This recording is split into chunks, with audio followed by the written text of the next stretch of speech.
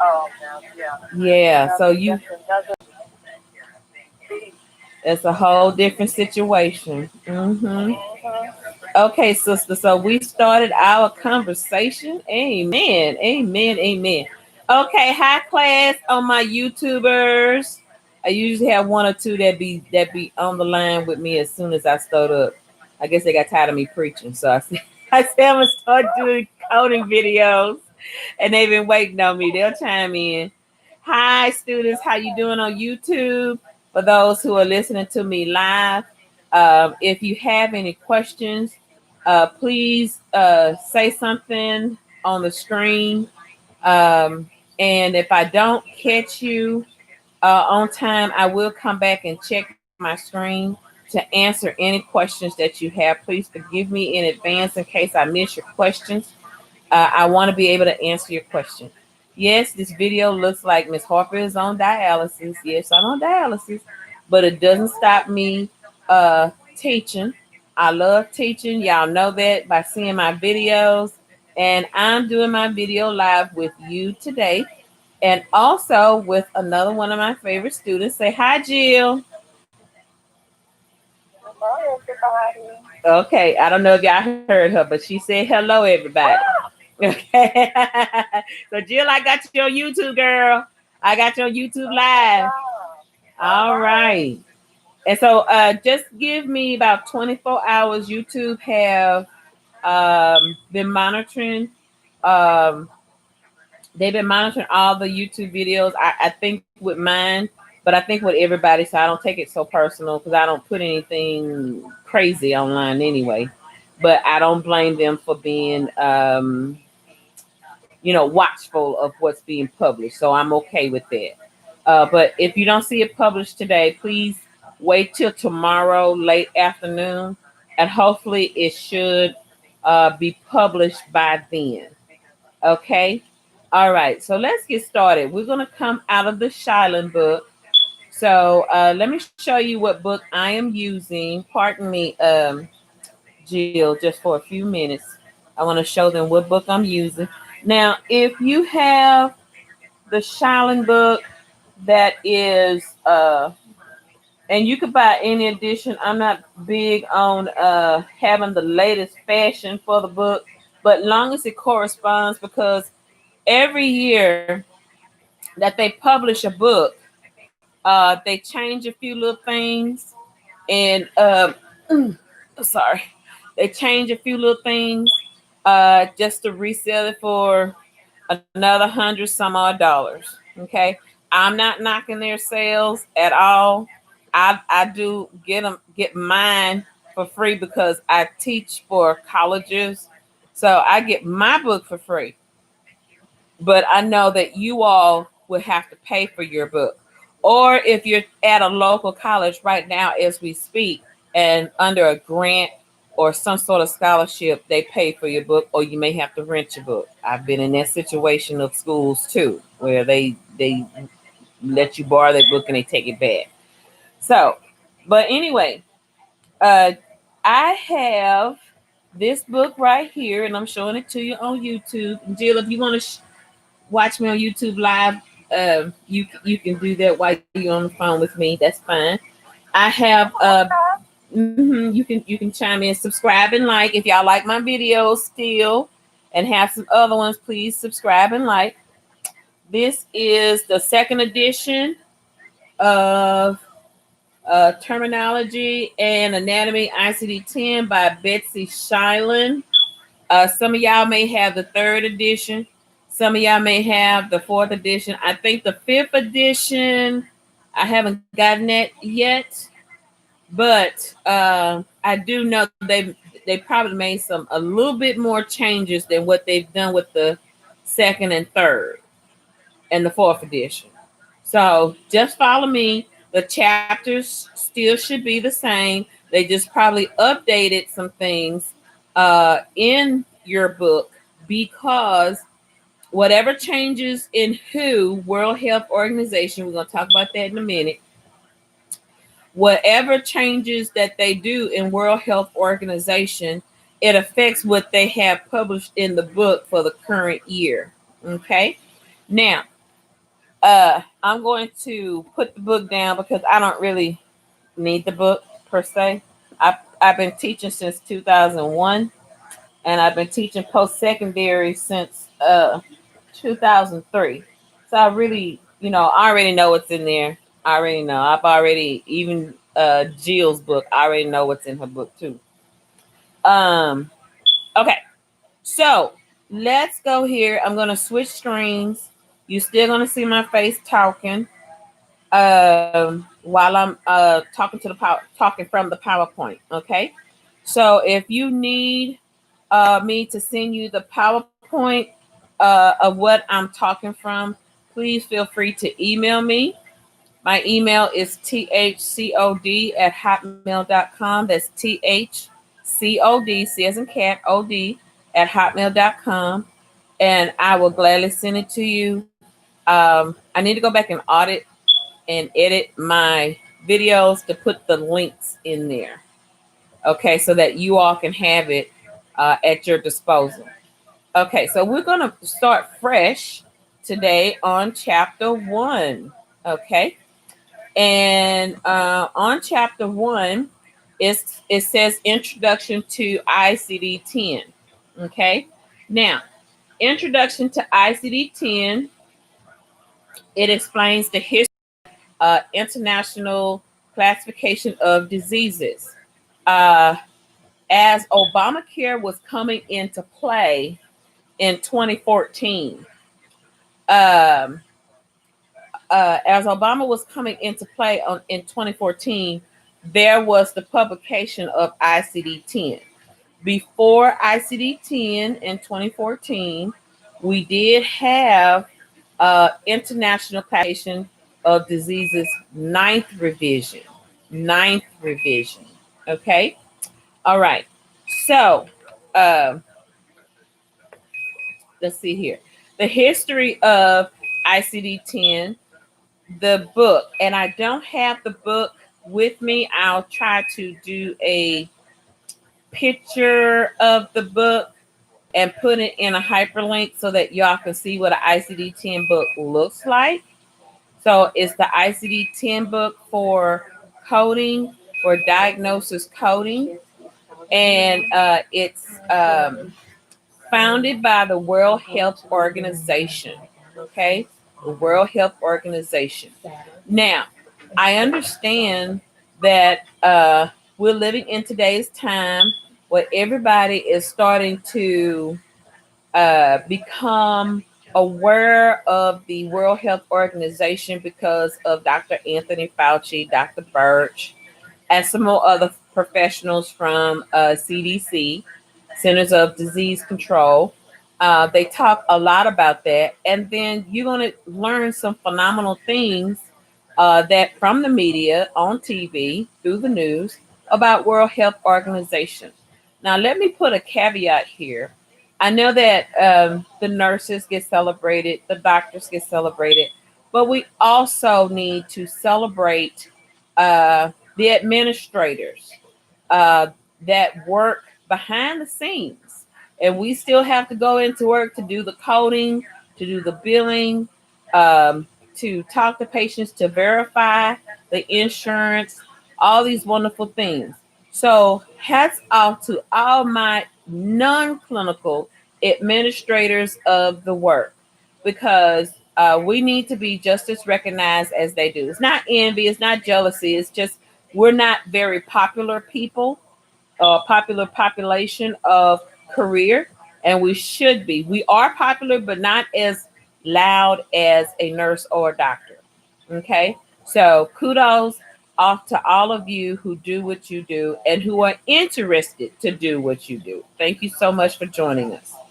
Okay, so the World Health Organization. Now, I want you to Google that ICD-10 so you can get a good look of how that picture of the book is.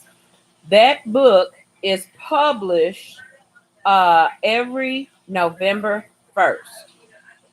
Every November 1st of the year. Don't let anybody tell you something different.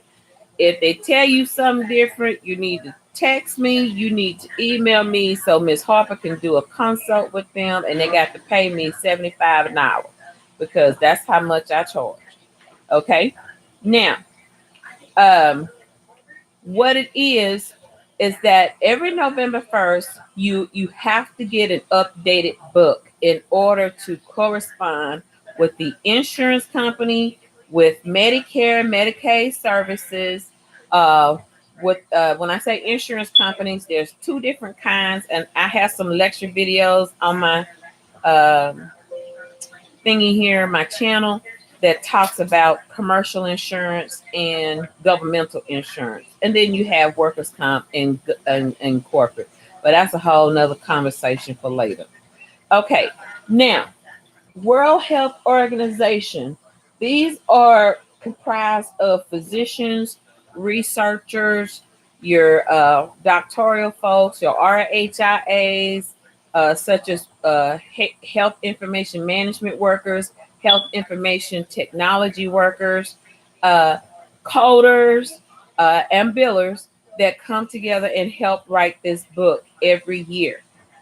Come 11:59, October 31st, uh, October 31st is the end of the current book. So let me give you an example by what I mean. We are in ICD 10 2020. Okay. ICD 10 2020 is going to end October 31st, 2020 at 11:59 p.m. That book is no longer good for you to use for billing and coding. Come midnight, November 1st, you should already have in your possession, because the books are in Barnes and Noble. I'm sure you can get it through Amazon. You can get it through AAPC. You can get it from AHIMA, AHIMA. That's AHIMA. You can get it through them.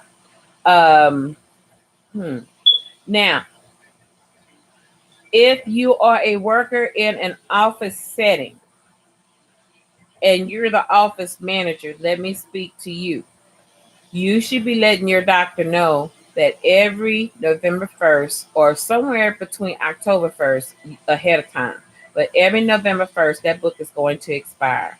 And you need to have in your work library the updated ICD-10-CM, ICD-10-PCS, and also the CPT book. All of them expire October 31st, 11:59 p.m.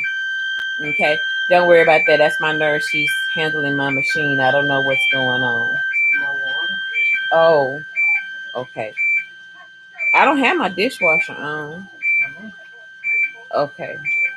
Okay, but anyway, so all three of those books expire.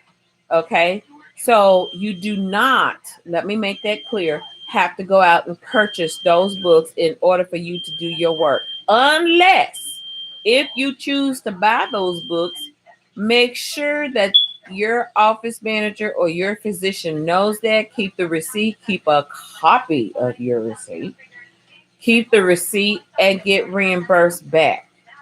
Now, if they don't want to reimburse you back, then I suggest you put your name on the side of your books, like we used to when I was in college. I would take a black marker and put it on the side ridges of the book so they knew every time they flip the pages it says Harper or whatever your name is, your last name rather, um, or however you want to put your name on there. That's fine, but make sure that you get reimbursed back. Now, a good office setting should already know, especially a manager or a what we call a practice manager, they should know in November, I'm sorry, October and September, they should have already purchased the book out of their operation budget.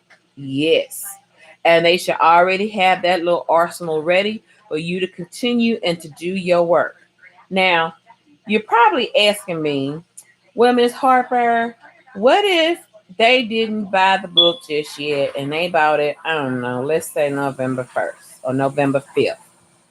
Okay, you can use those codes, but I would not, I would tread lightly on that, because it may be 1 or 2 digits off, or the holding place letter may be 1 or 2 letters off. So tread very lightly if you're going to do that. It's like a flat tire and you're using a temporary tire till you get the discount tire. Just putting the plug there, I like discount tire. Till you get the discount tire to get you a new tire.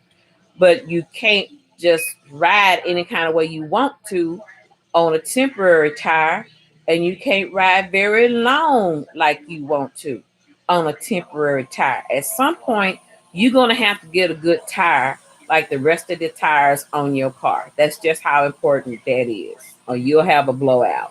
And that blowout is a financial cruelty, and you do not want to make your doctor mad by having a financial blowout and you not getting the reimbursements that you should be getting. Okay, now that's so much for World Health Organization. ICD-10-CM. Uh, the ICD-10-CM speaks about the diagnosis codes in the office, be it outpatient or inpatient. Now, you may hear me do some interchangeable words, but they mean the same thing, sweetie. Okay, if I say inpatient, if I speak and say acute care is inpatient. Okay, it's not anything different. It's the same thing. So those are interchangeable words, but it still means inpatient diagnosis coding. Okay, outpatient is, especially if you're going to be a coder, know what type of outpatient coder you're going to be. Either you're going to be a physician coder, that's one, or you're going to be an outpatient surgical ambulatory coder. Okay, that's a little bit different. Okay, and depend on some of the settings for outpatient, such as surgical or ambulatory, interchangeable words, same thing. Outpatient therapies, things of that nature. Sometimes you will be able to use a CMS 1500 form. You're going to hear me talk about that, or a UB04, which is better known as UB92. Okay. The current terminology is UB04. Okay. So you may end up using some of those things, and it depends. And it's a whole another conversation I have to preach to y'all about the differences between the two and how they are used. Okay, so the CMS 1500 is used for physician coding and billing, and for some ambulatory or surgical billing. The UB04 is used only for acute care billing. Now, like I said before, in some circumstances, and for acute care billing, you have to use revenue codes. That's a whole nother conversation, and we'll have that a little later. Like I said, please check out all my videos when I talk about diagnosis coding or CPT coding. Find it somewhere in my library because I got over 125 videos, and then you can hear it for yourself. But I will talk about it again. Okay, ICD 10 PCS, which is for um, acute care diagnosis coding. Okay, I'm sorry, procedure coding. Sorry, procedure coding. Now, the procedure codes for acute care coding is a little bit different from the procedure codes from the CPT book. Yes, there is a difference between the two. Okay. So we'll talk about that a little later. It did want to talk about here October 2015, but I already explained to y'all about the deadlines and blah, blah, blah, blah. Now it's saying right here that medical terminology matters. It matters a whole lot. And the reason why medical terminology matters is because, number one, you need to understand what type of coder or biller or coder and biller you want to be. Number two, you have to understand that when you look for a code in a book, you have to understand the anatomy of the body.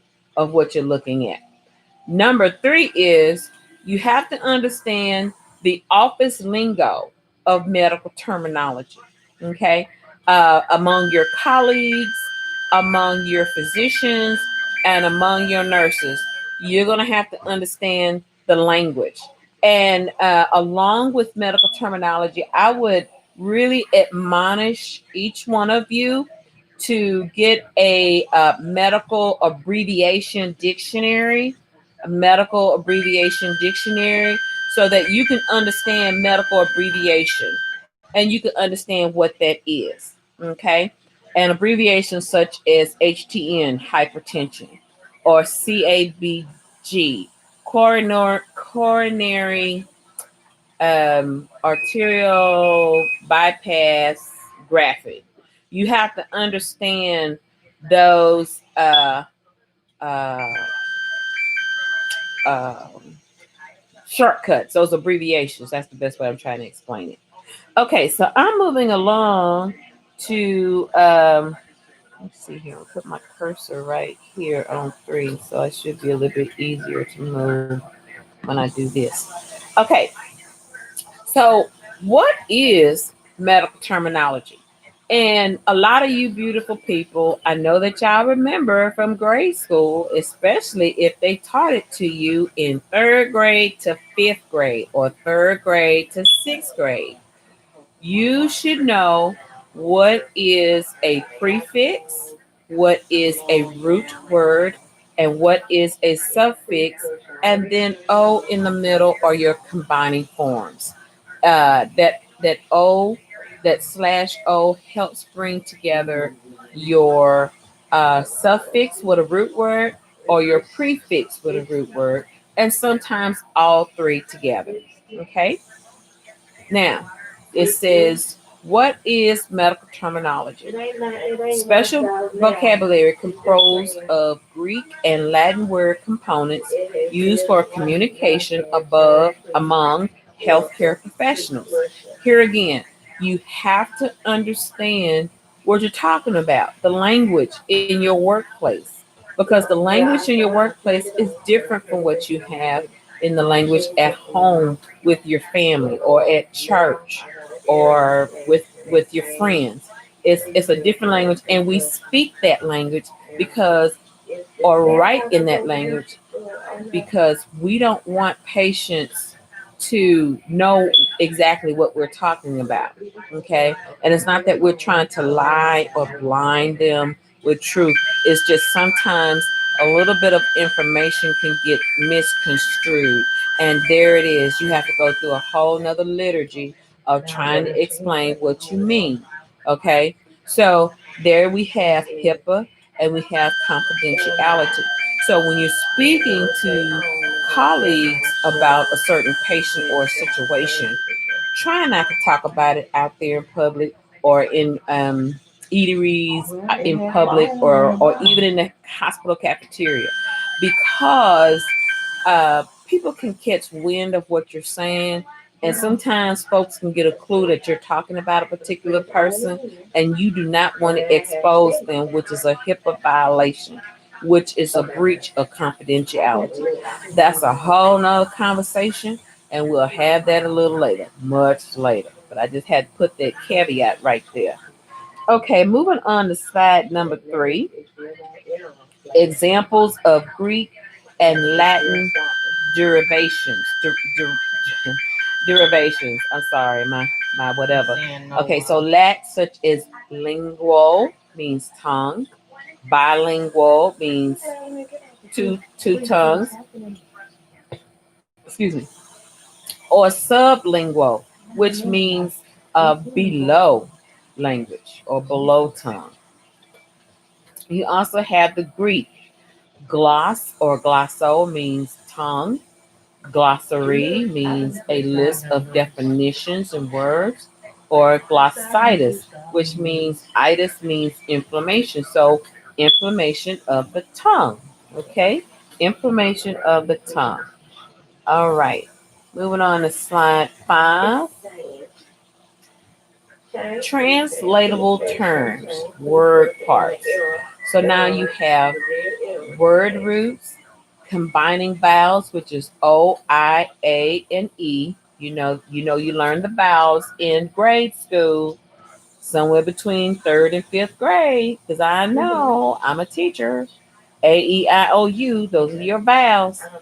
Then you have a root word and combining vowel, which conforms a combining form. Then you have your suffixes. Your suffixes are words that are at the end of a root word, which heightens the meaning of the word or gives a different meaning of the word. And when you're doing reading and writing in medical terminology, remember you learned in grade school about context clues or how the word is being used, because some medical terminologies are same or similar but different words. Okay, so you need to get an understanding with that. Some suffixes such as al means pertaining to, airy, which I forgot, but we'll learn that, and itis means inflammation. You also have prefixes such as by means to and sub means below. Okay. Now I'm about to go back to my YouTube channel to see who have any questions for me while I'm live on YouTube. Give me just a minute. Let me see who has questions for me. Let me, let me go right here. Okay, so no one has written me any questions. Okay, that's great. We can keep it moving. Okay, so I'll stop and check to see if y'all have written me some questions in the bottom of my screen or anything like that. Okay, so we're on slide 5. Moving on to slide 6, we have non translatable terms. Most healthcare terms can be built from word parts. Examples include cataract or asthma. So, if you're looking at your book in chapter 1, you should see a picture of an eyeball. Okay. And it has a picture of a clear lens and a congenital cataract, which is kind of a foggy looking part of the eye. Okay. The terminology is also composed of words that cannot be broken into meaningful components or parts. These are terms for which you will simply have to remember the entire meaning. Cataract is derived from the Greek meaning, which means waterfall. This is perhaps described for the loss of sight as a closing of one's visual capacity. Nice, but not useful for medical meaning.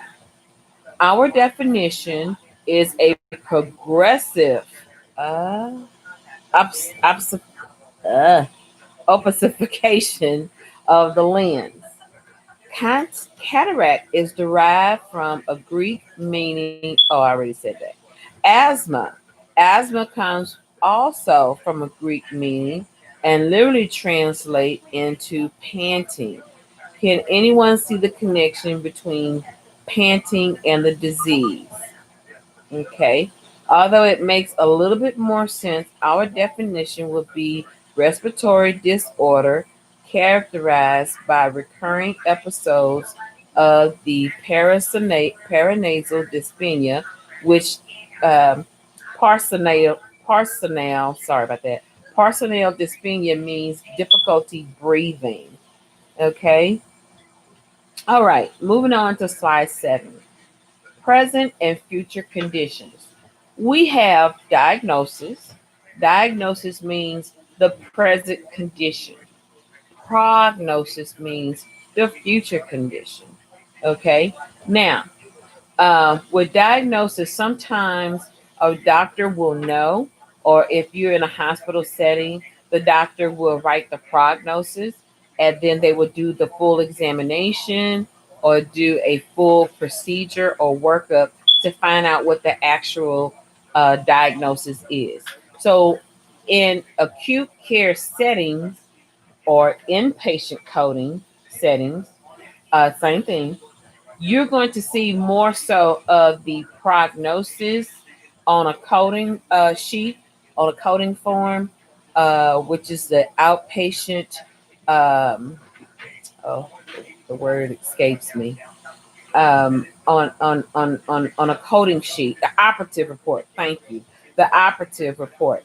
You're going to see where the doctor gives an initial prognosis, and then at the end of the operative sheet, or somewhere midpoint before you start scanning through and getting your information to properly give a procedure code, you're going to see what the actual diagnosis is. And that's based on, say, for example, the prognosis could be gastrointestinal blockage.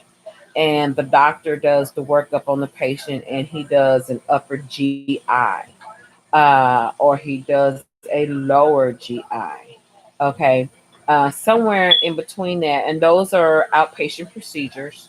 A colonoscopy is for the lower um, GI, and an upper GI is for the small intestine on up to the esophagus, the stomach and the esophagus. That's called an upper GI. He needs to find out. Sometimes they could do both procedures or one procedure, but he has to find out what's causing the blockage, what's causing the problem. Okay, so after he finds out with visualizing with tools and everything, then he can give a proper diagnosis of the patient's problem. Okay, that's when prognosis and diagnosis are used in an operative report setting. Now, uh, you will only again see that in an outpatient procedure type situation on an operative report, and also in an acute care situation on an operative report. Okay. You will never see prognosis in an outpatient physician office if you're going to be an outpatient physician coder. You'll see straight up diagnosis. The doctor already knows. He's going to check all 11 systems of the body. Depends on the subjection of the conversation that the patient has with the nurse. The doctor is going to do a review of systems, maybe 3 out of 11 systems of the body, maybe 2 out of the 11 systems of the body, especially if he's a well experienced physician or an experienced that finished medical school, but he's done his work his sophomore year, his junior year. He should already basically know some basic information to give a proper diagnosis of the situation. And then some will give a diagnosis, but they would never call it a prognosis. Okay, they will call it a diagnosis. And then sometimes they would have the patient to go through labs, go through radiology, things of that nature, and give a proper diagnosis. And it will be congruent. And then a lot of times it can change, and then it gets into a sequencing issue of coding. But that's a whole nother conversation for later. We're sticking with the basics right now. Okay? We're sticking with the basics.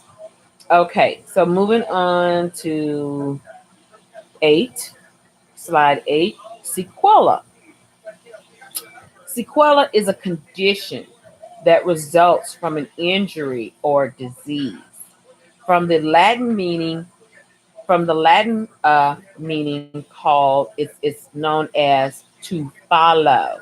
Okay, and it's also known in the coding world as a late effect. So let me give you an example of a sequela. Okay. Um, a patient, let's just say, I'm just saying anybody's name. So please, if I say a name, don't sue me. Don't get mad. Don't take it personal. It's just an example. Okay. So let's just say Johnny um, broke his leg last year playing football. Let's say it like that. He broke his right leg last year playing football. And he had an let's see here. He had an open reduction surgery. Okay, I'm going to explain to you what that means. Okay, so he had uh, an open wound or open fracture of his right leg playing football. Okay, he's a quarterback. Now, uh, now it's like a year later. Johnny's right leg feels better. We're in hurricane season. Hurricane season goes in Houston. I'm in Houston. Hurricane season goes from June 1st to November 1st. That's when it all stops. Okay. I think everybody's region is a little different. I'm not really sure. But I'll just say it because I'm a Houstonian, born and raised. I didn't go nowhere. Okay. So it's hurricane season. And Johnny says every time it rains, I can feel the pain in my right leg, and oh my God, it feels so painful. It feels like a ton of bricks are on my leg, and Doc, I really need some medicine for this. Can you give me some medicine? Well, of course, he's going to talk about your social history. He's going to talk about your medical history. Uh, he's going to talk about your family history. All that matters in procedure coding. That's a whole nother conversation down the road.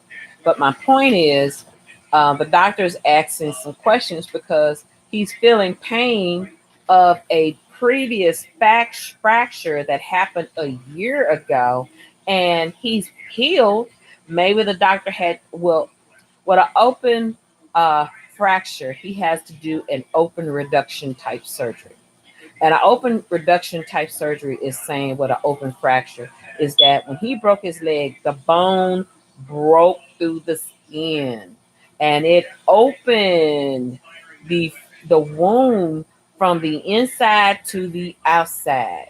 And you could literally see the person's bone like a bone when you eat from chicken, if you're a chicken eater. Okay, well, chicken with a bone eater. Let me say that. But I know some people that don't eat chicken with bones. Okay, but I have to give it to you graphically so you can picture in your head what I'm saying. Okay, so the doctor, they go in, they cut him open, they try to put the bone back together while he's deeply under anesthesia, and they find out, okay, it's going to be hard to mend, so I'm going to have to put some screws here, and I'm going to have to probably put um, a stainless steel rod in his leg so that it doesn't easily break, because oh my God, he had an open fracture and it looked treacherous. Okay, and so he has to make sure that as he heals, he's going to heal properly, and oh my God, he's going to be in a cast for a very long time, and he's going to be in the hospital for maybe 2 or 3 weeks, because after he gets that cast on his leg after surgery, he's going to have to learn with physical therapy and occupational therapy how to walk and use his leg and all the things that he needs to do. Okay, all that matters. Every allied health, every nurse, every doctor, again, every non-clinical person, everybody plays a role in a person's health. Okay, so now here we are a year later. We're in the hurricane season, and oh my God, his leg hurts so bad that it feels like there's a ton of bricks on his leg. So, what the doctor is going to do after he checks his social history, his family history, his medical history, yes, he has to check all that. Socially, does he use any recreational drugs? Okay.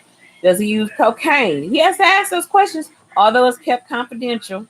And he can't just say, "Oh my God, you take heroin, you take cocaine. I'm going to report you to the police." No, he has to know what kind of person he's dealing with. Okay, family history.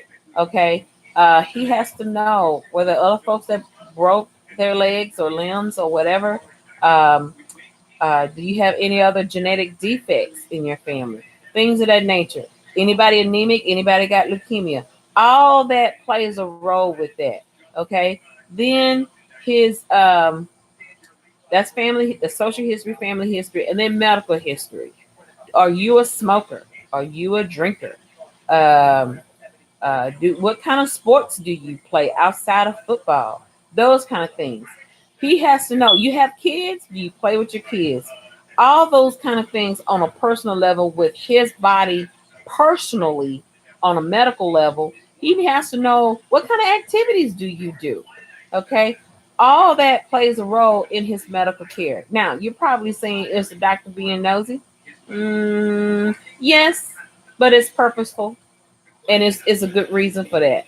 And guess what? You too, as a medical biller and coder, should be just as nosy, okay? Because you're the ones that's bringing in the money, okay?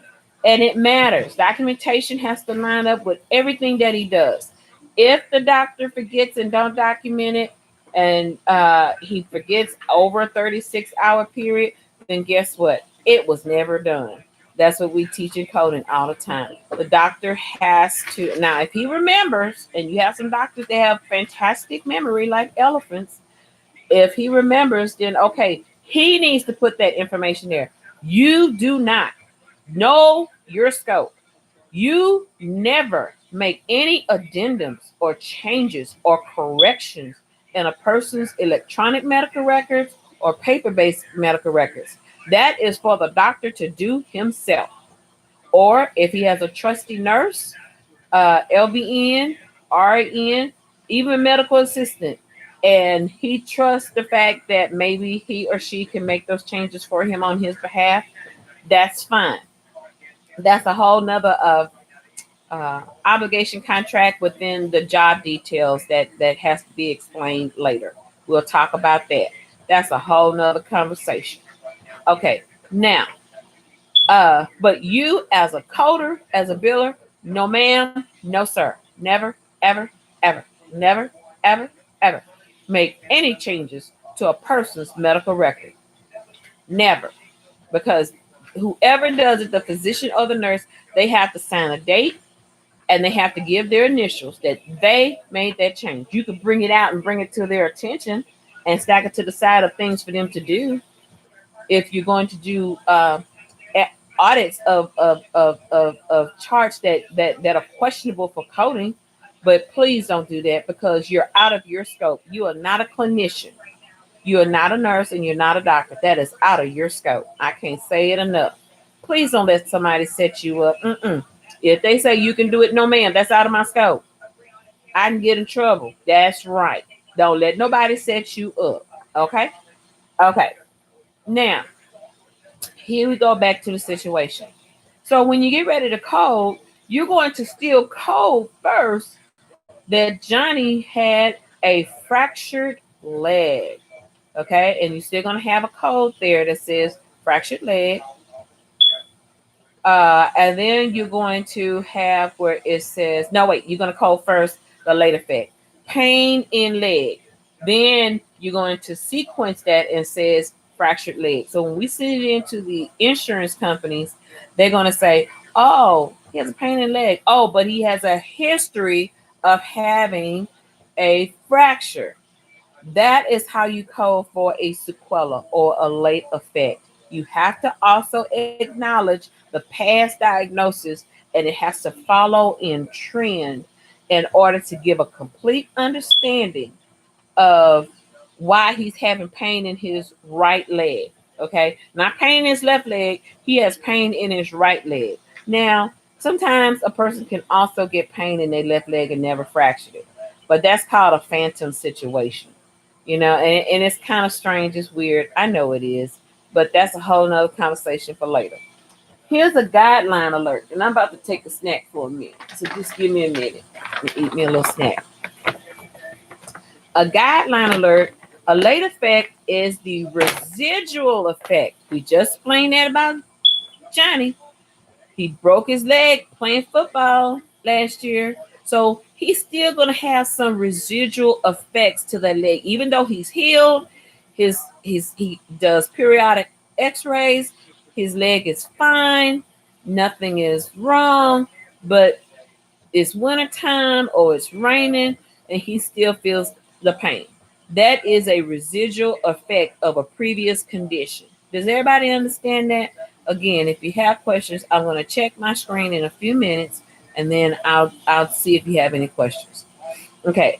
After the acute phase of an illness or an injury has been terminated. Terminated means healed. Okay. In this regard, it means healed. There is no time limit on when a late effect code can be used. There's no statutory limitations. It can be used 1 year from the injury, 2, 3, 4, 5, 6, however long it can be used. The condition or nature of the sequela, there you go, is sequenced first. Okay, I said that when I corrected myself. Yeah, I said that right. The sequela code is sequenced second. Okay. All right. All right. So I'm gonna take a 3 minute to 5 minute break. Eat me a few little things. Drink me a little something. Let me go back to my screen and see if any of you all have any questions for me. Okay, I don't see anybody having questions for me. I'll wait.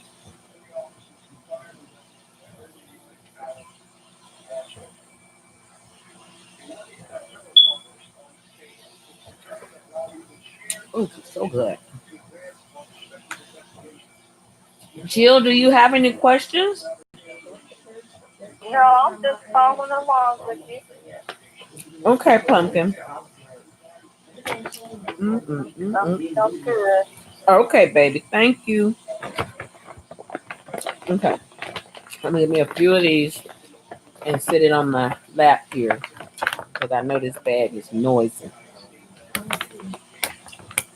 I got the Sun Kiss fruit gummies from Rouse. Oh, girl, it's the bomb. Sweetie, you want some? Mm-hmm. Telling you want some?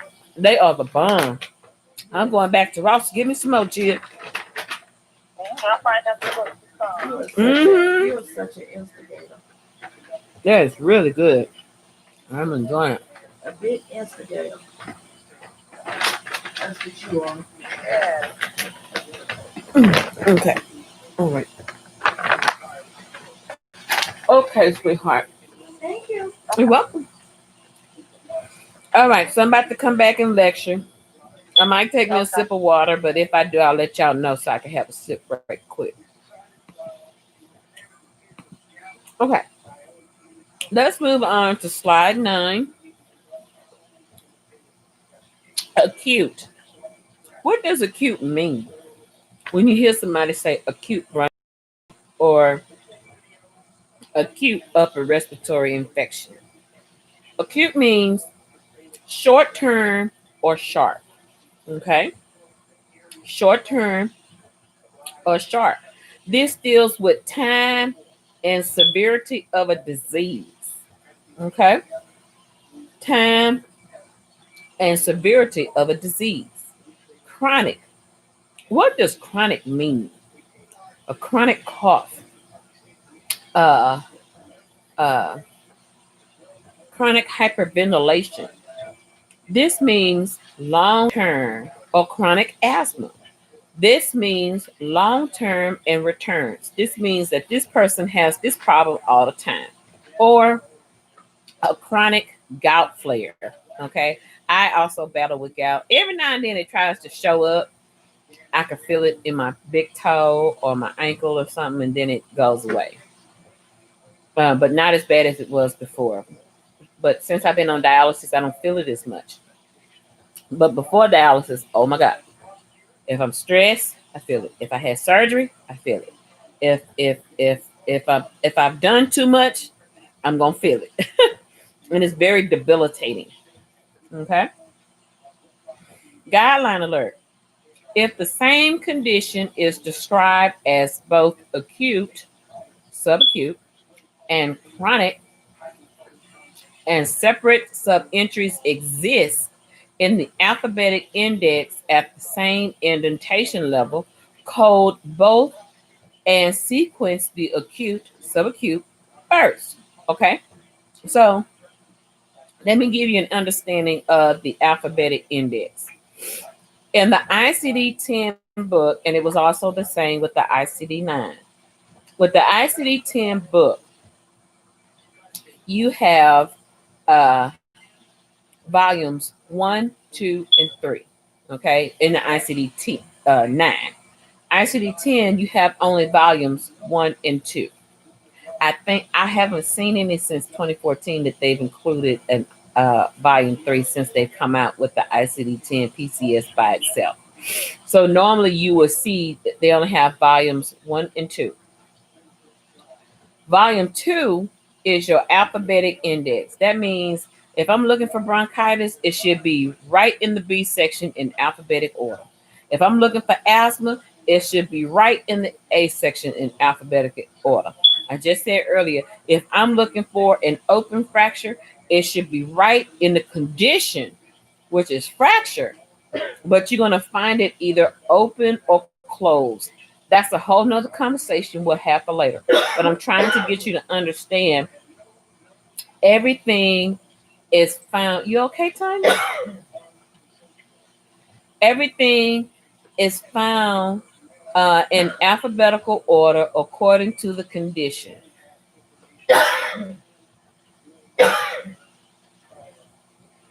You okay? Went down the wrong pipe? I'm sorry. I'm sorry. So sorry. Okay. And then you have your alphabetic index, and then you have your what am I going to say with the other chapter? Your tabular list. There you go. Some words escape me, and I have to sit up here and really give it some thought. Okay, so the tabular list is the first volume. Now, if you're going to buy an ICD-10 book from your traditional stores like Barnes and Noble, uh, what's another bookstore? Barnes and Noble, um, popular bookstore. I forgot. Or Amazon. Those books are made by World Health Organization. You're gonna have where the alphabetic index, volume 2, is listed first. Then you're gonna have the tabular list, which is volume 1, listed second. I know that's crazy, but they've written the books like that. I don't know, non-traditional in numbers and reasons. I could not tell you, but I teach it and it works. So volume 2 is going to be in the front. So if the condition is uh, again fracture, um, asthma, bronchitis, um, myocardial infarction, you're going to look up in the condition of myocardial infarction means heart attack. Okay. Myo means muscle, cardio means heart. Okay. Heart muscle infarction attack. Heart muscle attack. But what was the condition of the heart muscle? It was attacked. It was infarcted or infarcted. Infarction. So the condition is infarction. You're going to look under infarction and then you're going to find myocardial. You always find your diagnosis according to the condition or sometimes the name of the disease itself.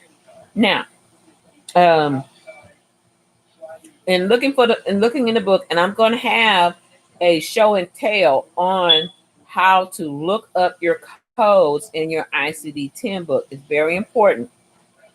Okay. Um, so you're gonna find it like the instruction says. If it's asthma, and you find asthma, and on the first line under the heading asthma, you're gonna find acute, comma, chronic. Well, you're gonna use both. So in your mind, the doctor may write in his uh, SOAP notes in the objective and say the patient has both acute and chronic asthma. Well, you're going to write both. It's going to look confusing. Like, do I choose a chronic or acute? Chronic or acute? Which one? Okay. The instructions just says these are your coding guidelines. So this is why I pass out my PowerPoint presentation so you can study over this coding guideline. This is a coding guideline. Okay.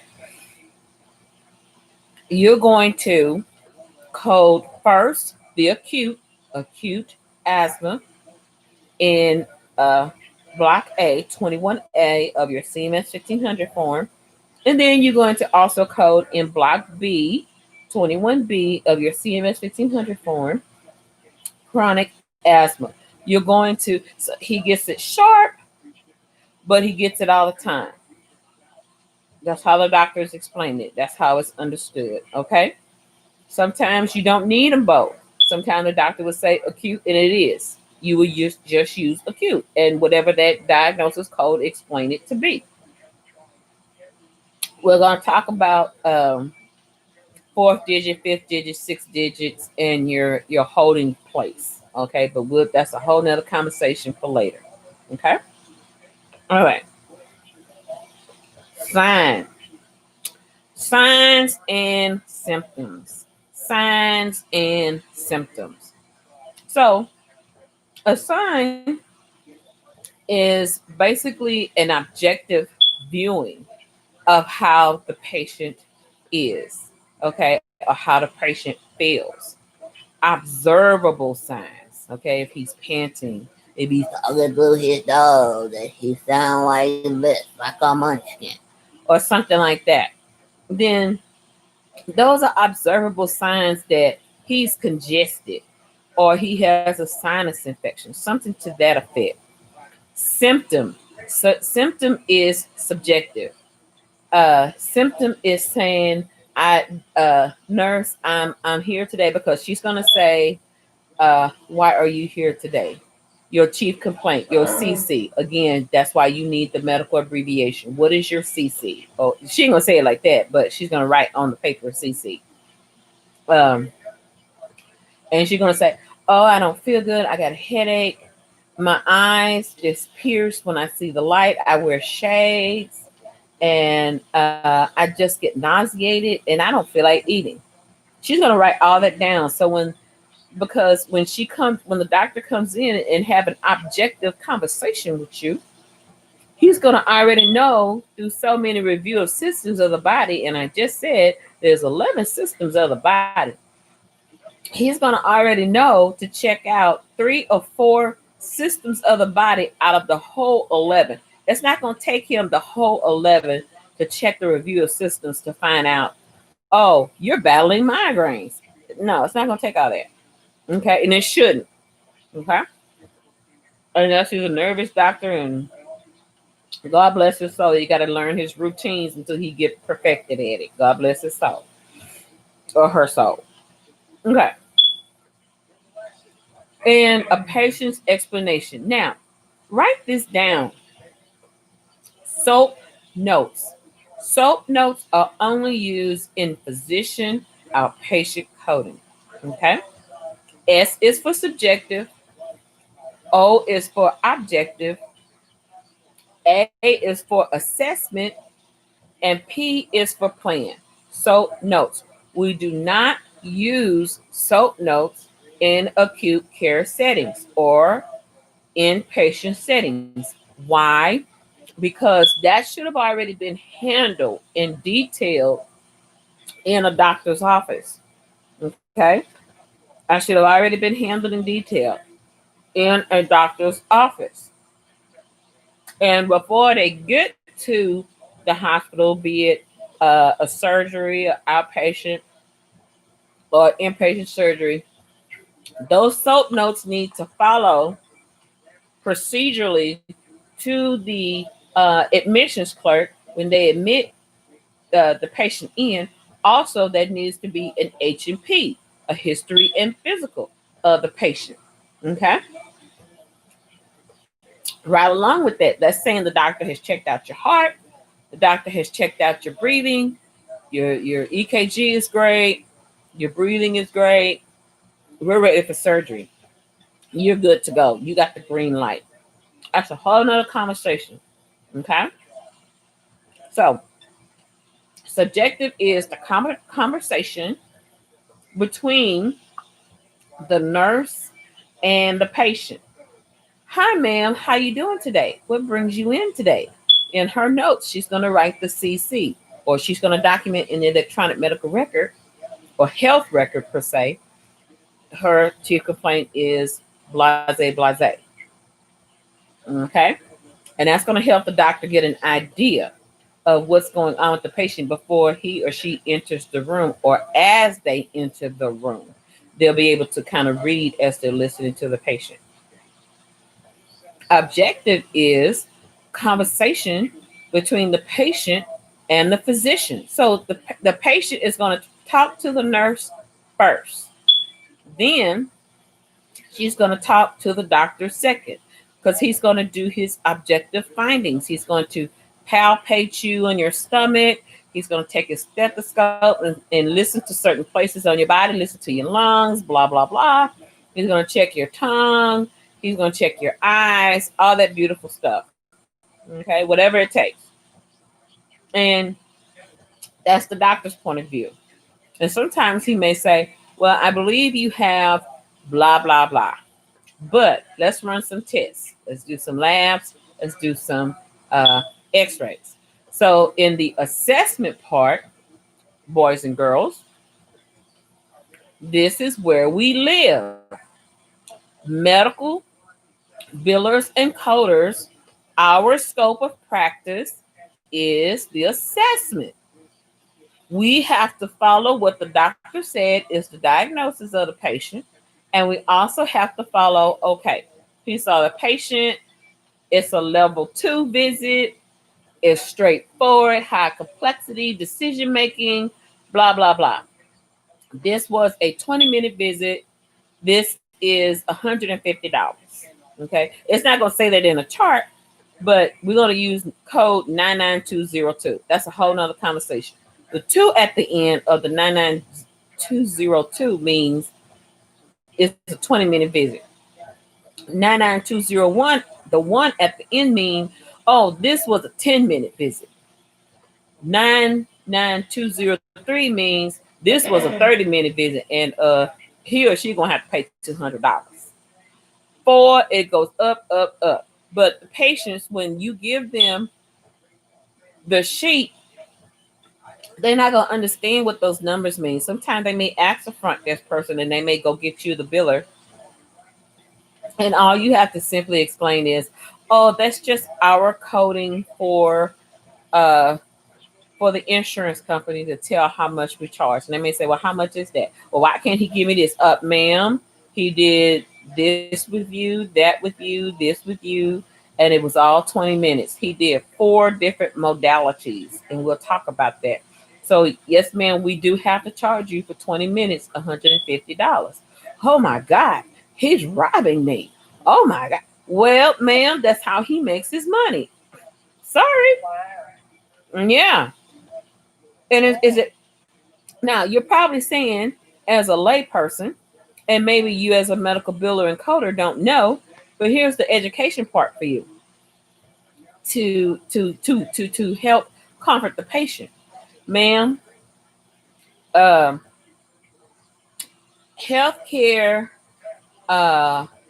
financing administration, HICFA, Healthcare Financing Administration, which HICFA wrote the CMS 1500 forms. Used to be HICFA 1500, but they changed it to CMS 1500. They are the ones that, how can I say, that moderates the RBVS, the revenue billing. I forgot what V mean in S, but they're the ones that moderate how much a 99201, 202, 222, all the way to 205 in the whole 52 United States. That includes Puerto Rico and the Caribbean. They're 52. Number 50 is 50 states, but they're also incorporated in the United States map. Okay. So you can say, oh, well, I'm going to see a doctor in Arizona because I don't like how y'all bill me here in Texas. Y'all some high price folks. Well, guess what? You're going to see Dr. Jones in Arizona while you visiting your daughter and your grandkids. That's fine. Or your son and your grandkids. That's fine. And he's going to use 99202. And you're going to get smart and say, what How much y'all charging me? I see a 99202. How much is this? Sir, it's $150. I was paying that in Texas. Yes, ma'am. Yes, sir. And it's the same thing in Arizona. Okay. Wow. Virginia, West Virginia, South Carolina, North Carolina, Minnesota, Wyoming, California, Maine, Rhode Island. I don't care where you go. You can see the doctor in Puerto Rico if you want to, but guess what? You still gonna pay that same $150 across the board. There's nothing you can do about that. Okay. Wow. Mm-hmm. So that's the part that I love about uh the United States of America in insurance and commercial insurance. They have no prejudice on how they charge. Everything has to match and how it's being documented in the chart. HEDIS, which is HEDIS, can come back and audit a doctor's office at any good time that they want to.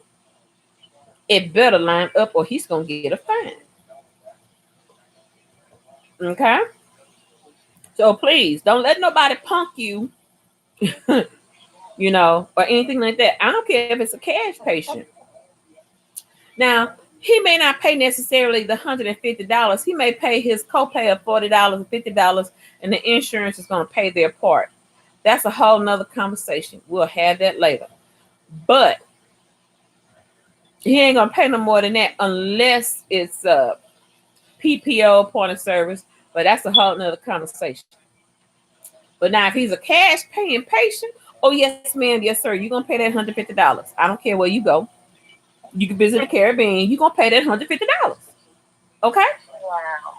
And you don't have to be real with it. Just say, sir, the USDA, United States Department of US, I forgot. United States Department of Drugs and Drug Administration, which helps fall in line with the HICFA, Healthcare Finance Administration. They help regulate that. That's why I love doing coding in the United States. There is no prejudice. Now, you can go to China, you can go to Russia, you can go to Mexico. They don't really have a coding system like we have here. Okay? They can be biased if they want to. That's their privilege. Okay? You ain't gonna be able to get around that. You can go to visit Idaho if you want to, eat your baked potato. You still gonna pay that $150 for that 99202. I'm just trying to keep it real with you. Okay? So just explain it to them. It's regulated, sir, by CMS, Healthcare Finance Administration, and USDA. Now, if you're gonna get mad, write Centers of Medicare and Medicaid Services and take it up with them. And that's how you get rid of that. Get them the phone number. Let them call to gripe them about it. Mm-hmm. Get that heat off you. Oh, wow. Yeah, honey. You got some patients. They take stuff real personal. And it's like, sweetie, it is what it is. Okay. So, now y'all understand signs and symptoms. Whose conversation is it? Okay. Again, let me go back and express that. The sign is, the conversation is for the patient and the physician. The symptom is a conversation with the nurse and the patient. Okay? All right. Here's another coding guideline alert. I'm on slide 11. Codes that describe symptoms and signs as opposed to diagnosis are acceptable for reporting purposes when a related definitive diagnosis has not been established, or better yet, confirmed by a provider. Okay, so sometimes the doctor may leave off a diagnosis, but you can still code from the sign or symptom. Just make sure it's in within those reasons. And I would also, as a personal rule of thumb, make sure that the doctor knows that that's what you're getting ready to use. You always want to CYA. Okay, and I'm gonna be as nice as I can say. Cover your butt. I ain't gonna tell you what A means, because that's a bad word. But you know what I mean. You know what I mean.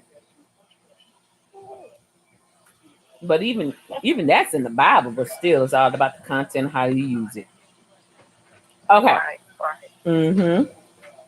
Etiology and manifestation. Etiology and manifestation. Etiology is the cause of a disease or disorder. Manifestation is the outward demonstration of the disease. Okay, so etiology is the cause of the disease. Okay, so let's talk about COPD. Okay, um, um, God, it escapes me just that quick. A coronary obstructive pulmonary disease. Now, we have a patient with COPD. Okay, it depends on what stage that is. Okay, let the doctor claim that. However, the cause of his COPD is because, and I'm not being prejudiced, not being funny, I'm not trying to advocate, I'm just saying truth. Smoker.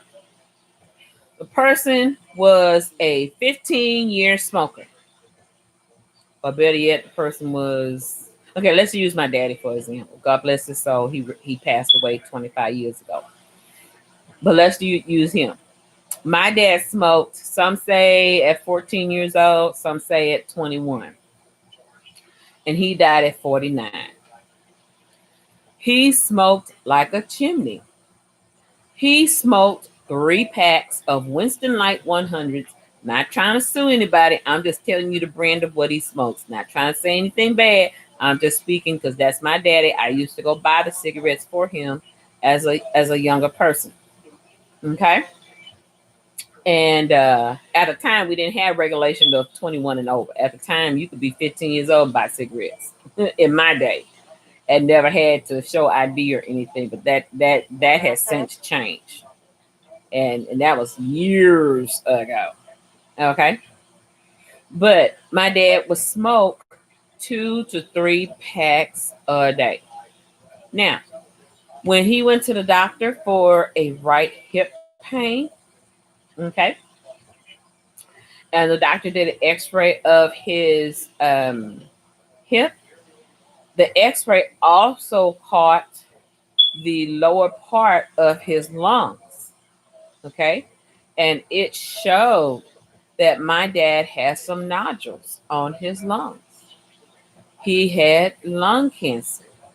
Okay, so he was always coughing all the time. He was always congested, but he was a healthy person. Even though he was a smoker, he tried to do all the right things to stay healthy. But he just wouldn't put the cigarettes down. Okay, so when he had the disease, cancer, then right there, the doctor, what did I say earlier? He did his what? Social history. He did his what? Medical history. And he did his what? Family history. He had to find out all these things to understand what caused him to have lung cancer. I don't think my dad was always properly diagnosed with COPD because that was never part of his findings. I'm sure that if he had kept living long enough through past the chemo and everything, he probably would have aggressively um, manifest or showed up COPD. But let me say this: the etiology of his cancer, of the disease, was smoking, the cause of it. Now, some of y'all smoke weed, some of y'all do them hookah lounges with them boings and all that stuff. I try to make sure I stay away from it because as kids, we were around my dad, we loved him. but smoking was always in our environment. So we try to make sure we stay healthy. None of us really smoke. None of the three of us really smoke.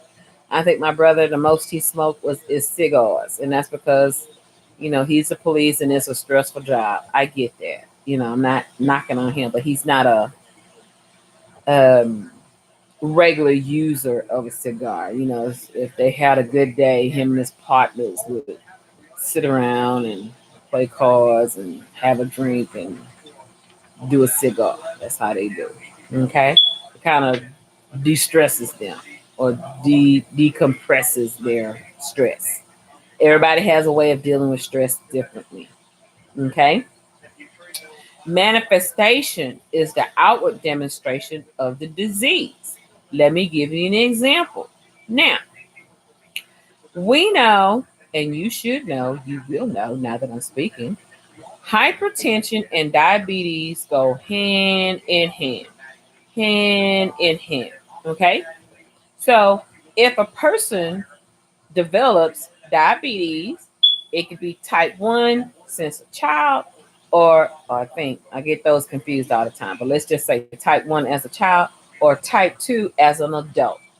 And even after you've had gestational diabetes and it goes away after you give birth to your baby, uh, 8 to 9 times out of 10, you're going to see it again later on in life, and it's going to reoccur. It's just at that time when you have gestational diabetes, it's a preview of what's getting ready to come in your latter life.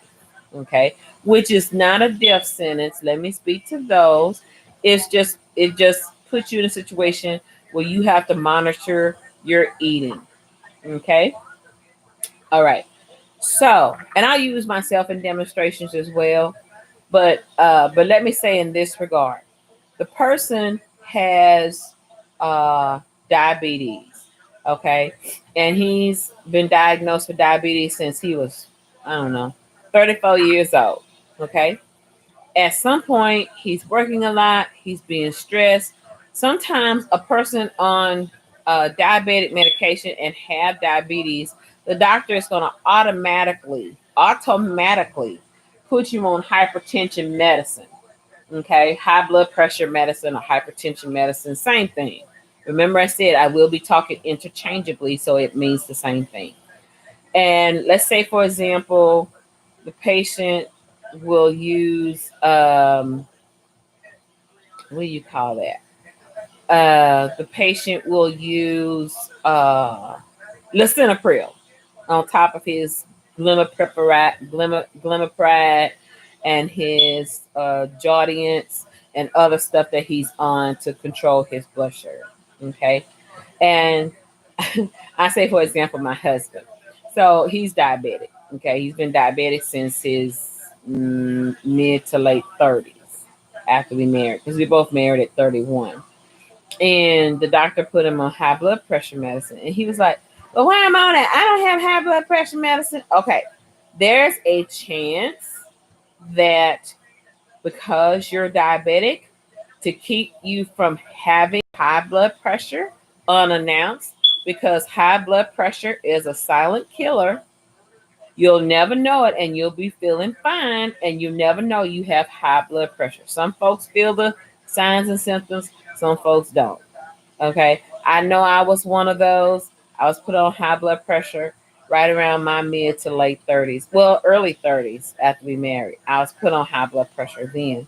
And my blood pressure was like 156 over 120. And they were like, "Miss Harper, you feel okay?" I'm like, "Oh, I feel perfect, but I'm hearing about my toenail. Oh, look at my toenail. Every time I go get it done, it's turning colors. Look at that." Okay, Miss Harper, we're not gonna treat you for your toenail today. I'm like, why not? And I'm vain. I'm vain about my feet. And they say you have high blood pressure, and you at stroke level. You could have a stroke. And I was like, "Oh, really?" So yeah, and you feel fine? I said, "Yeah, I don't feel anything." So instead of treating me for my toe, my doctor found it was best and appropriate to treat me for my high blood pressure, come back and see her, then she would treat me for my toe because it was very important because I didn't know that I had high blood pressure. Remember, especially for us ladies, and I think October is the red dress month for heart attacks because women are more prone to get heart attacks than men. We go through a lot of internalizing of our feelings, menstrual cycles, hormones, different things of that nature, and we tend to have unannounced heart attacks, or we tend to have hypertension, and it'll take you right out of here. So please, if you know you go through a lot of stress, please every now and then go to CVS, go to Walgreens, go to Rite Aid, wherever that drugstore is where you live, and get your blood pressure checked. Get your blood pressure checked, and let's see. You can take some natural things to help control your blood pressure until you get to your physician's office. But natural things are good. I'm not denouncing that or disdaining that at all. But I would highly, highly recommend you get on some form of hypertension medication. Okay? Because that you take every day religiously. Okay? Or however concerned you take your pills. It's just that serious. Okay? So hypertension can manifest out of diabetes. Okay. Now, let's kind of look at things opposite. A person can battle with hypertension, such as me.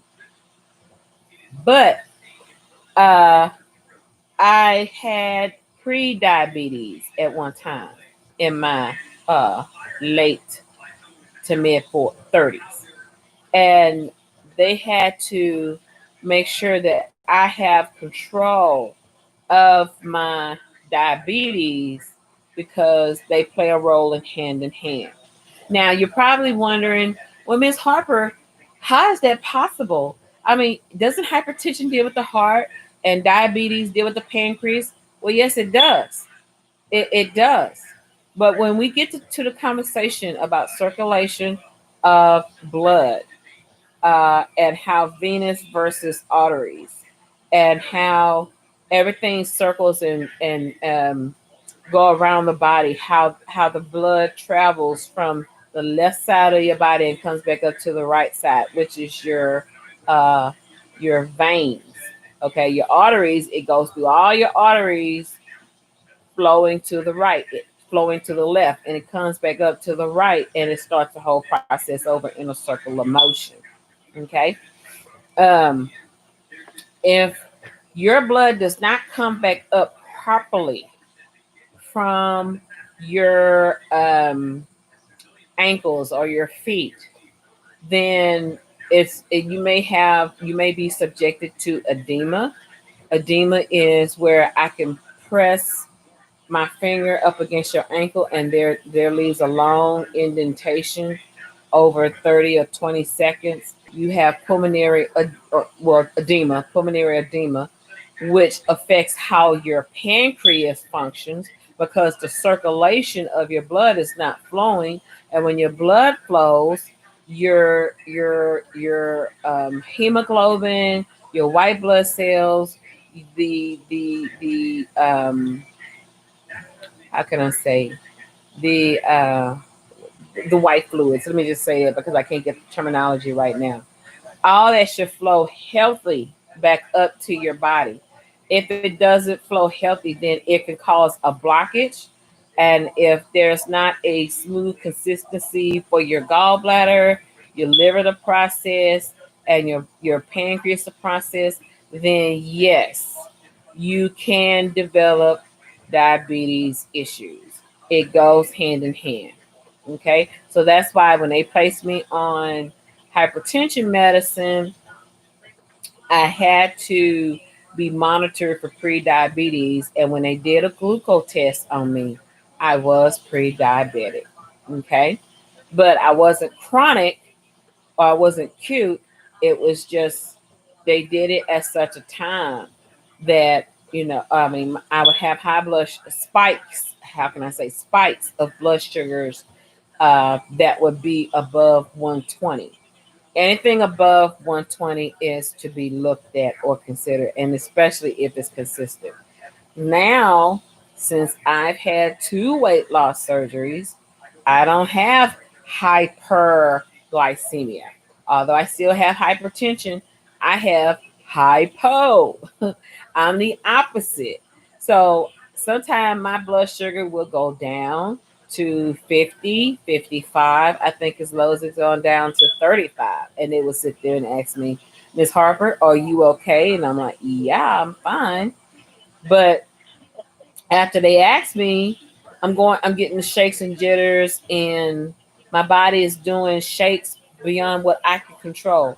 And they say especially when I go to my endocrinologist, so if I'm visiting, she would say, here, drink some grape juice, drink some orange juice. And I would have to spike my blood sugar back up to 70. Anything below 65 is hypoglycemic, and that would be me.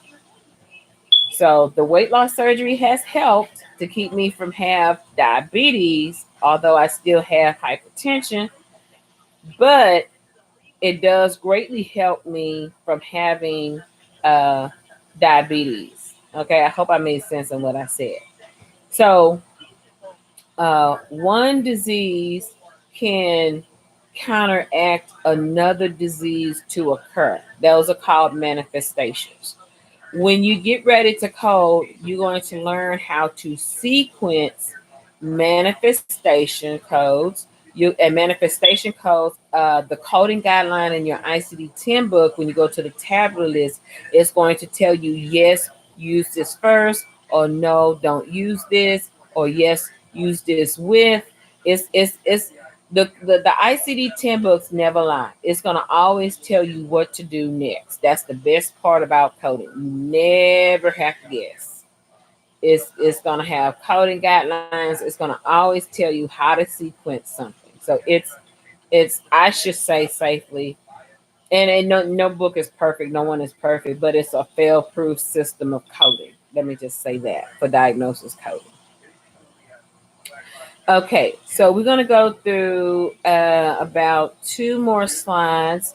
Let me come back to my YouTube, see if anybody wrote me some questions.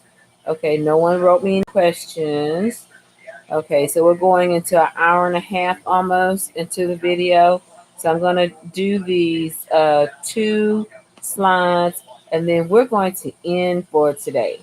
Okay, and I'll tell you where I have left off. Jill, if you can make note of that for me, so that way when I pick back up, I know how to list it on my video title. Okay, so CM Coding Guideline Alert, slide 1 of 2. Etiology Manifestation Convention code first. Use additional code and in diseases classified elsewhere notes. Okay, so we're going to go over how to use your ICD 10 book, and that's a whole nother maybe hour or two lecture on that because I like to be very thorough as much as possible.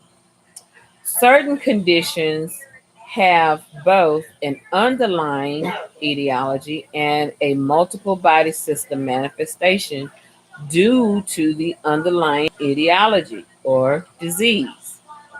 For such conditions, such as ICD-10-CM, has a coding convention that requires the underlying condition be sequenced first and followed by the manifestation.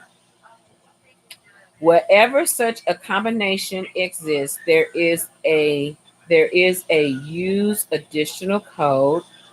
I just said that. Note at the etiology code and a code first at the manifestation code. That's very important. And we're going to do some exercises so that y'all will understand how to use that. Okay. I'm going to try to find my Faye Brown book because It has some wonderful, wonderful examples of how to use that. These instructional notes indicate that proper sequencing order of the codes, etiology followed by manifestation. The classification provides direction in helping you to remember the order to code, although the convention is the etiology followed by the manifestation second. Okay? And that was slide number 13. So we're going on to slide. And I know it seems like, let's see, we have 71 slides for chapter one. But I'm one of those thorough professors. I like to be very thorough. And when I explain things, so that it may seem overwhelming and a lot right now, but later on, you're going to appreciate that because it'll all make sense later. So just take it with a grain of salt. Remember what I said, be familiar with what I said, and then at the end of the picture, it's going to all make sense. Okay? All right. CM Coding Guideline Alert, slide 2 of 2. In most cases, the manifestation codes will have a disease classified elsewhere in the code title. Codes in this title are a component of the etiology manifestation convention. The code title indicates that it is a manifestation code. In diseases classified elsewhere, codes are never permitted to be used first listed or principal diagnosis codes. So you have your principal diagnosis code and you have your primary diagnosis code. Same thing, but they mean different for outpatient and acute care. We'll talk about that later. They must be used in conjunction with an underlying condition code, and they must be listed following the underlying condition. For more of this guideline, see ICD 10 official guidelines for coding and reporting. And that's at the very front of the book. So if you buy an ICD 10 CM book, you're going to go through the cover, 3 or 4 pages, and you're going to see the Gray's Anatomy, different types of the body, which is the green section of the book. Pass all that, then you're going to see the table of contents, pass all that, and then you should see the coding guidelines, and it's like 10 pages of it. So I know you're probably saying, oh my God, Miss Harper, I want to be a coder, not a librarian. Well, I get that. But you need to be familiar with the information for your coding guidelines, okay? Now, am I saying that you need to memorize everything? Impossible. Impossible. Because when you get ready to take the coding test, be it AAPC or be it a HEMA for your CCS, you're Jesus Christ, you're going to be able to use your book. The thing of it is, you need to know, read your coding guidelines 2 and 3 times. Scan it the first time, and then scan it thoroughly the second time, and then read it interestingly, like you care, the third time. Okay? Because when you get ready to take that coding test, you're going to be clocked, and they don't stop the clock. Okay, for restrooms and stuff like that, that clock is going to keep on ticking. But the strategy is, you need to be familiar where to find your coding guideline and what was said where in what page. That's what matters. You need to be familiar. Now, you're probably asking me or thinking, Miss Harper, can I highlight my book where I can see that this is for that and this is for this, and can I put my book? The answer is, now I don't know about AAPC, but I know for a HEMA for a fact The answer is no. Why? Because they fear that you may have some answers in your book. And, huh? Oh, I don't know what she said. That's my nurse. And you might, you may have some. They may, in their mind, that you're going to, um, you may know the test. You may know the answers of the test. And they're going to look at that book. Oh, yes, they will. Before you get in there and sign your John Hancock that you showing this and showing your ID, your state ID, and one of your credit cards, I don't care if it's a debit card, that's fine. They still need to see two proofs of your ID and who you are. Can't be your husband card, can't be your wife card. What? It's got, yes, ma'am. It's got to be a debit card with your name on it. So if you don't have it, I advise you to work on one. And it could be a Capital One or some little cheap credit card that has a $200 or $300 limit if you're not big on getting one. But it has to have your name on it. Okay. I'm glad I said that. I'm glad you told me that too. Yes, ma'am. And do I need to put my phone on mute, sister? Oh, bless her heart. She out of breath. She went upstairs to my house. I stay in a 2-story, y'all. You will run out of breath. But anyway, yeah. So you got to show two forms of ID, and before you can go back there, they're gonna tell you to turn your phone off.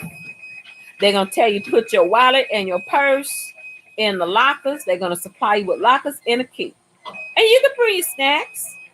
Yeah, bring your snacks. They're not gonna give you a snack break, but if you want to take a break and a 5 or 10 minute break, you can take as many breaks as you want. You're not limited.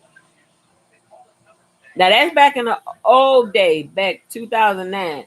I hear differently that, especially for AAPC, they do give you a break time. They I guess maybe some students said some things that they don't give breaks and they should give breaks. And la la la. Okay, but if they things have changed now, but if they give you a break or allow you to take a break and stop the clock, that's a good thing. Bring you some cheese in a lunch kit with a little cooler pack in there, some cheddar cheese, some Longhorn cheese, whatever cheese you like. It's longfish cheese. Bring you some summer sausage. I'm country. I like summer sausage, but some protein is what I'm trying to say. Bring you some peanuts, some cashews, some pecans. Pecans are good for brains, and walnuts too. Bring some blueberries. Yeah, bring some blueberries. And when we get to that part of learning how to test and use your testing strategies, add some water. Uh, Please, it could be water with crystal light in it. That's fine. Your brain metabolizes a lot per 30 minutes. Okay? It's just like you going to church.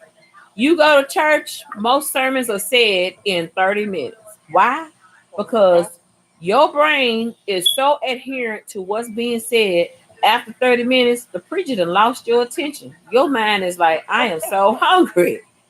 Because you got to refuel. Yeah, you got to refuel your brain. So we already know, we have studied as teachers, preachers, and all the above, that a person's attention span is 30 minutes. That's why we need to bring snacks. That's why in my church, Jill, we're allowed to bring water, but a clear bottle of water. You can't bring no Kool-Aid and all this here stuff, because if you waste it on the carpet, Lord have mercy, you're going to stain the floor.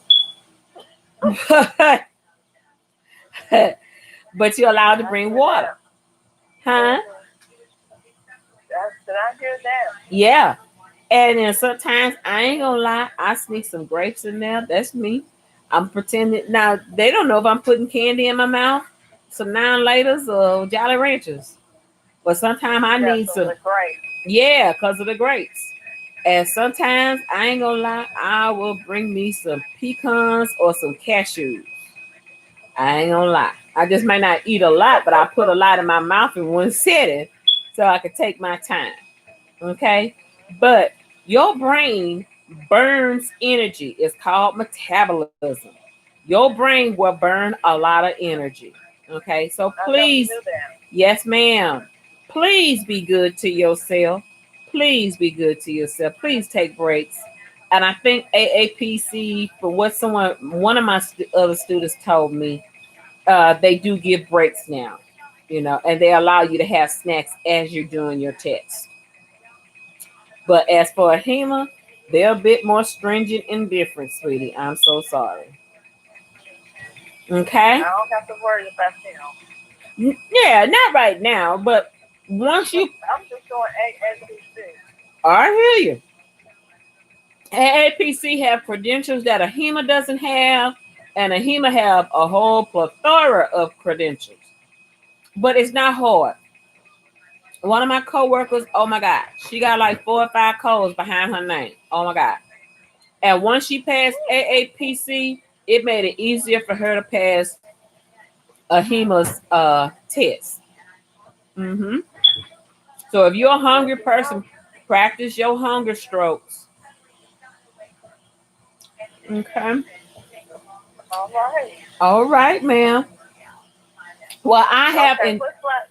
huh? What slide was this? That was slide 13. We ended on slide 14.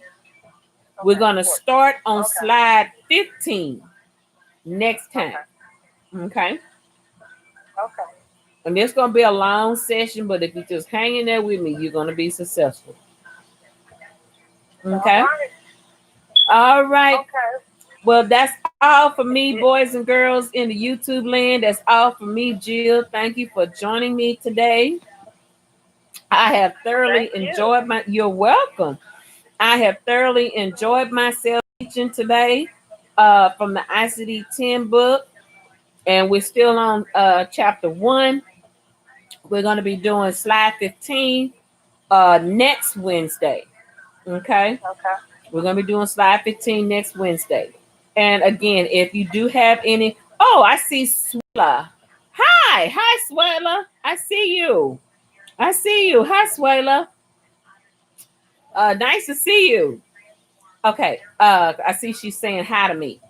Um, um, so that's all that I have. Have any questions, Okay. please feel free to text me. 281-723-4762. I only answer texts. I don't answer calls. Because I will ask who is this I'm Okay. talking to. I only answer texts. I don't answer calls. And Okay. until I get who I'm talking to. Oh, okay. Okay. And you can also email me. T as in Tom, H as in Harry, C as in Cat, O as in Oscar, D as in David at hotmail.com. That's THCOD at hotmail.com. I will definitely get your email. If I haven't read your email within 24 hours, please text me and let me know because it may fall into my spam or my junk mail and I just don't know that you sent me an email. Okay? I enjoyed Okay. y'all and love you so much. Thank you so much, Jill. I'm going to Thank you. sign off here. Hold on. Okay. Hold on. Enjoy your day. Thank you, sweetheart. You do the same. You do Okay. the same.